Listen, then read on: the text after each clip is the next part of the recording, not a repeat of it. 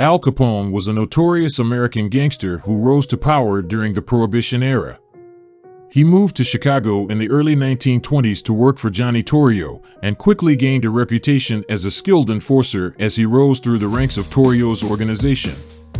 When Torrio was wounded in an assassination attempt in 1925, he handed control of the gang over to Capone. Under Capone's leadership, the gang became one of the most powerful criminal organizations in American history, known as the Chicago Outfit, who were involved in everything from bootlegging to gambling to prostitution. Capone was eventually brought down by tax evasion charges and spent several years in prison before dying in 1947.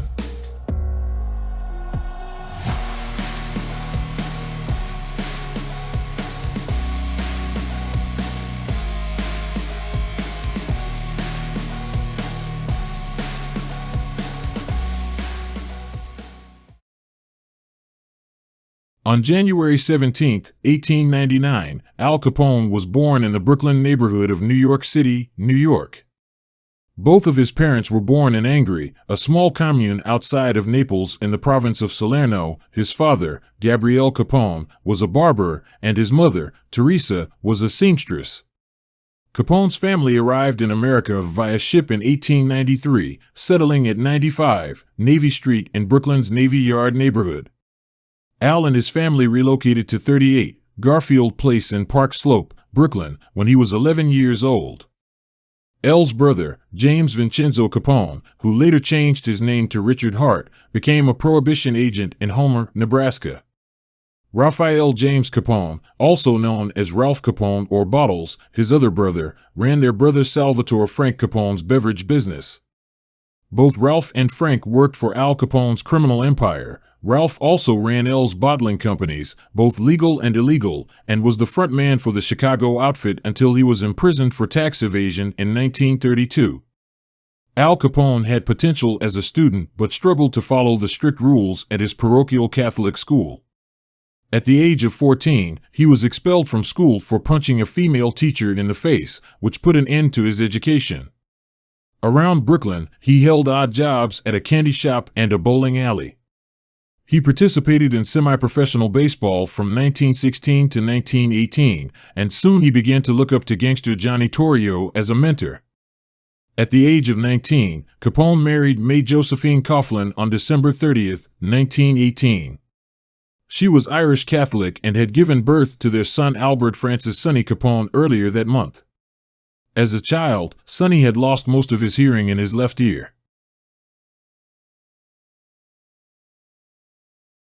Capone first got involved with minor street gangs like the Bowery Boys and Junior 40 Thieves.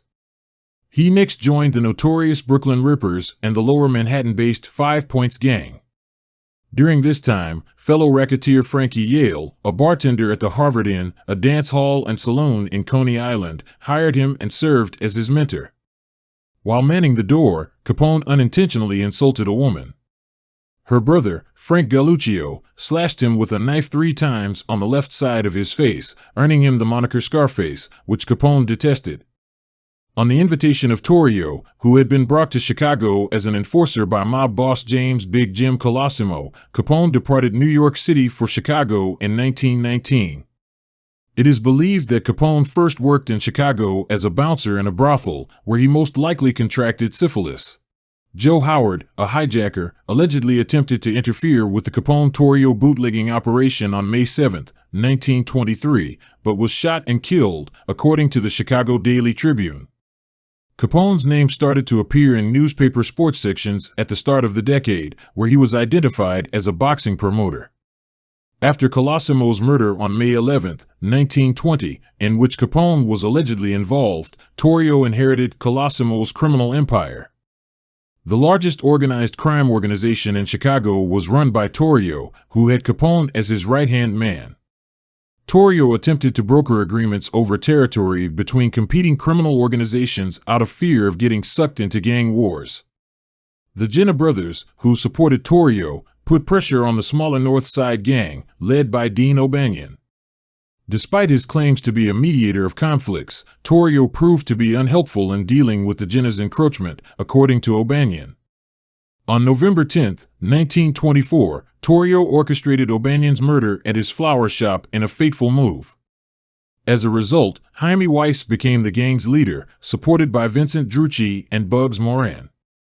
The Northsiders made exacting vengeance on O'Banion's killers a top priority because he had been a close friend of Weiss. Capone was shaken but unharmed following an ambush in January 1925. Torrio was shot multiple times while going home from a shopping trip 12 days later. Following his recovery, he effectively abdicated his position and gave Capone, then 26 years old, the reins of an organization that included illegal breweries and a transportation network that extended to Canada, all under the protection of the political and law enforcement establishments. The Northsiders pulled a ruse on Capone on September 20, 1926, outside his headquarters at the Hawthorne Inn to get him to look out the windows. Then, gunmen in several cars started firing at the restaurant's first-floor windows with shotguns and Thompson submachine guns. Capone, who was unharmed, attempted to call for a truce but failed. Weiss was killed outside the Northsiders' headquarters at O'Banion's former flower shop 3 weeks later, on October 11th. Capone was not afraid to use violence to maintain his power and eliminate his enemies. In one infamous incident, he allegedly ordered the St. Valentine's Day Massacre in 1929, in which 7 members of a rival gang were brutally gunned down in a garage. The rival gang in the St. Valentine's Day Massacre was the North Side Gang, led by Bugs Moran. However, Moran himself was not present at the scene of the massacre and narrowly avoided being one of the victims. The 7 men who were killed in the massacre were lured to a garage on Chicago's North Side under the pretense of receiving a shipment of bootleg whiskey. Once they arrived, they were lined up against a wall and gunned down by several men dressed as police officers.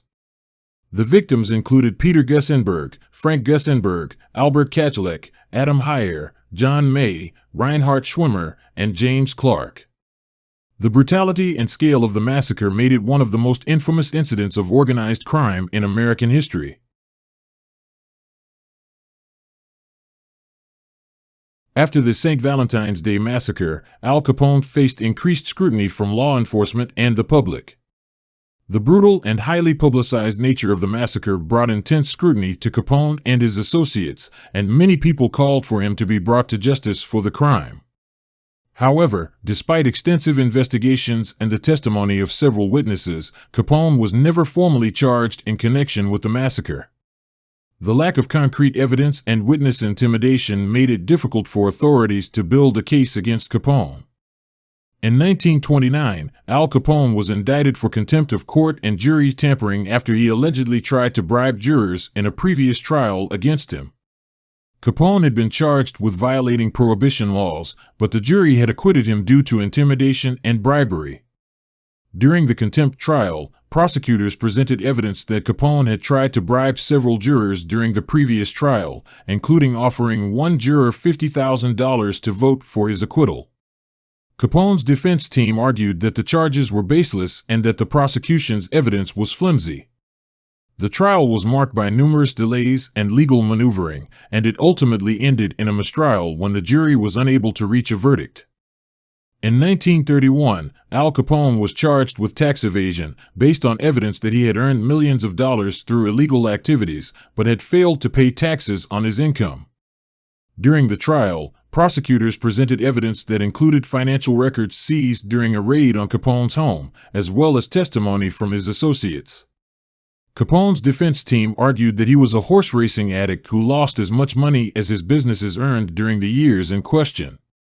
However, the jury ultimately found Capone guilty of 5 counts of tax evasion and was sentenced a week later to 11 years in federal prison, fined $50,000 plus $7,692 for court costs, and was held liable for $215,000 plus interest due on his back taxes. He began his sentence at the United States Penitentiary in Atlanta, but was later transferred to Alcatraz, a maximum security prison on an island in San Francisco Bay. Al Capone's health began to deteriorate during his time in prison and was diagnosed with syphilis. Due to his failing health, Capone was released from prison on November 16, 1939. Capone's condition deteriorated over time, and as a result of the disease, he suffered from mental and physical deterioration. Despite treatment, including penicillin therapy, Capone's health deteriorated. In 1946, his doctor and a psychiatrist in Baltimore examined him and concluded that Capone had the mental capacity of a 12-year-old child. Capone had a stroke on January 21, 1947. He regained consciousness and began to recover, but he developed bronchopneumonia. Capone died on January 25, surrounded by his family in his home, after his heart failed as a result of apoplexy at the age of 48.